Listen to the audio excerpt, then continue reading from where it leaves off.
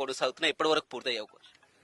Ramesh, August చివరిలో September మొదటి వారంలో రాష్ట్రంలో కొన్ని జిల్లాల్లో అతి భారీ వర్షం పడి, అంటే 50 ఏళ్లలో ఇంత వర్షం ఇప్పుడు పడలేదు.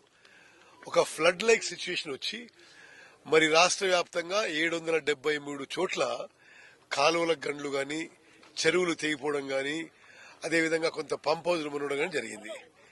మేము గతంలో ఎన్నడూ లేని విధంగా ముఖ్యమంత్రి నుంచి ఉప ముఖ్యమంత్రి, కేబినెట్ మంత్రులను కూడా అతి భారీ వర్షాలు పడడం మొదటి గంట నుంచి ఫీల్డ్ లో ఉండి ప్రజలని, రైతులని అందరినీ ఆదుకోవడానికి నిరంతరం రిలీఫ్ మెజర్స్ చేపడుతున్నాం. కొనసాగుతున్నాయి. ఎప్పటి వరకు పూర్తయ్యే అవకాశం?